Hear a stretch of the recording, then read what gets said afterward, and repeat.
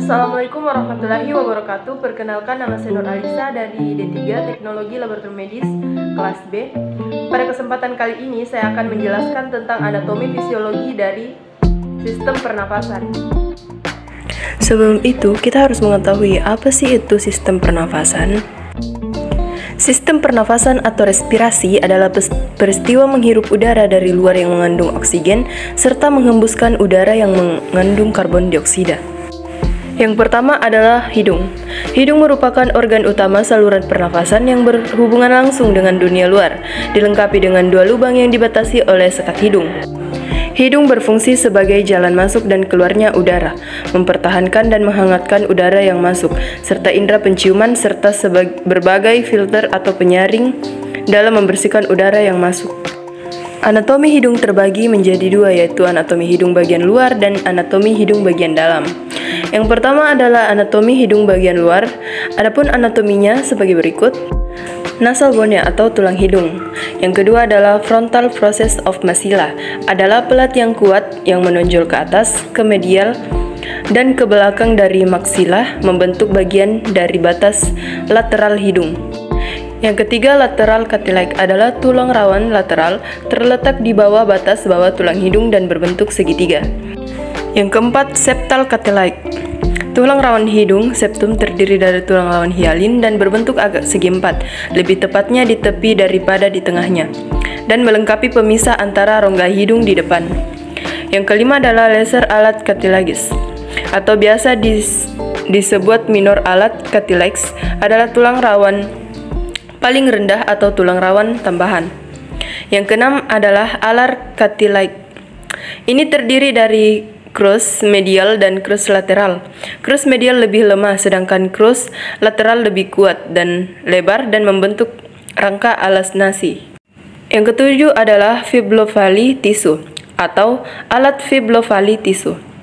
Yang kedelapan adalah caudal border of septal cartilage atau septal cartilage. Yang selanjutnya adalah anatomi hidung bagian dalam. Yang pertama adalah anterior naris atau lubang hidung, adalah yang menghubungkan dunia luar dan rongga hidung. Yang kedua adalah vestibule, adalah ruangan yang terletak tepat di balik hidung bagian depan. Yang ketiga adalah concha nasalis atau turbinat, memiliki ada 3 pasang di sepanjang sisi dua rongga hidung, yaitu inferior turbinate, middle turbinate, dan superior turbinate. Fungsinya adalah untuk membantu menghangatkan dan melembabkan udara yang dihirup dan membantu drainase hidung. Yang keempat adalah frontal sinus, adalah salah satu dari 4 pasang sinus paranasal yang terletak di belakang tonjolan alis. Yang kelima adalah clyriform plate of ethmoid bone atau plat coliform, berfungsi menyampaikan informasi dari reseptor bau ke otak. Yang keenam adalah sphenoid sinus, adalah sinus atau rongga pada tulang wajah yang terletak di belakang rongga hidung. Yang ketujuh adalah sella turcica, merupakan cekukan bentukan sadel pada tulang sphenoid.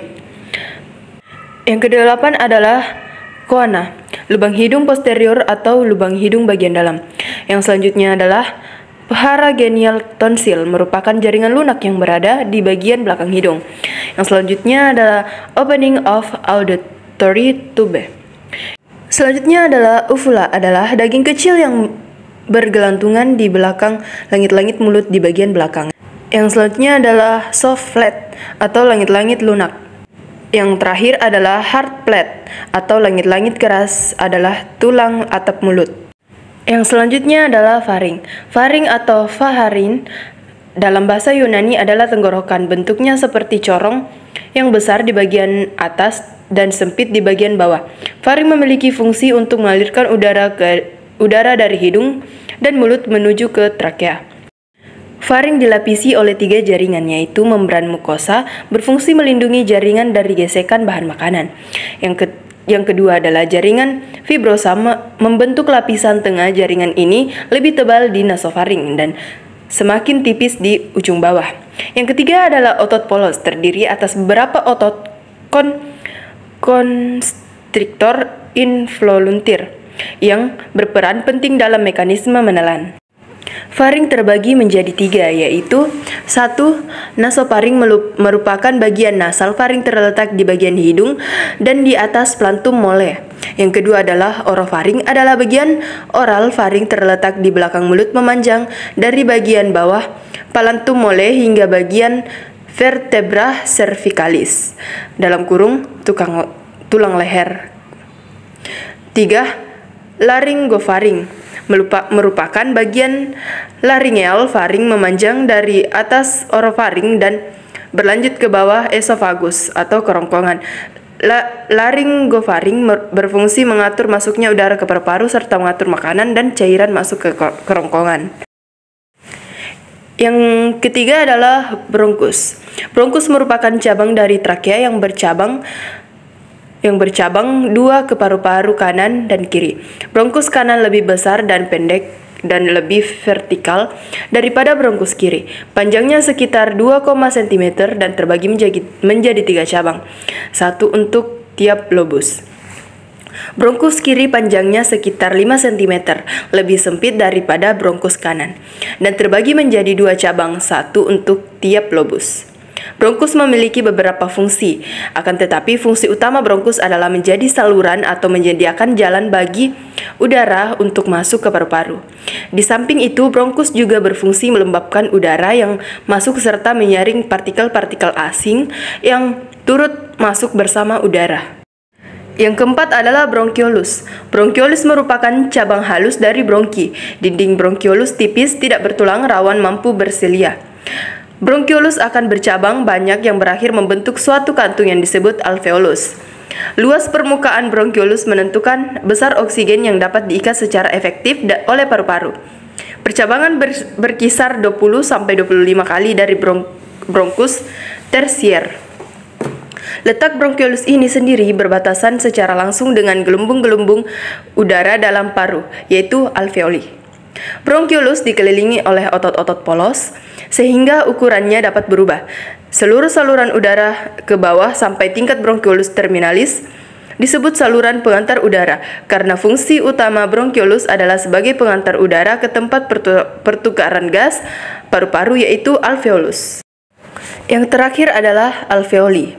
Alveoli merupakan tempat terjadi proses difusi yang terdiri dari alveoli ducts, alveoli sac, dan alveoli. Jumlah alveoli diperkirakan mencapai 200-600 juta atau serta luas 40-800 m2. Alveoli bertanggung jawab atas terbentuknya struktur menyerupai spons dalam paru-paru. Secara struktural, alveolus mirip kantong kecil yang terbuka pada saat satu sisinya. Di dalam struktur mirip mangkuk merupakan tempat pertukaran gas oksigen dan karbon dioksida. Alveoli terdiri dari lapisan epitel dan matrik ekstraseluler yang dikelilingi oleh kapiler. Lapisan epitel tersebut berperan untuk mempermudah pengikatan oksigen yang berasal dari udara dalam rongga alveolus yang dilakukan oleh darah di dalam kapiler-kapiler darah. Mungkin itu saja yang dapat saya jelaskan seputar anatomi fisiologi sistem pernafasan. Kurang lebihnya mohon dimaafkan. Terima kasih. Wassalamualaikum warahmatullahi wabarakatuh.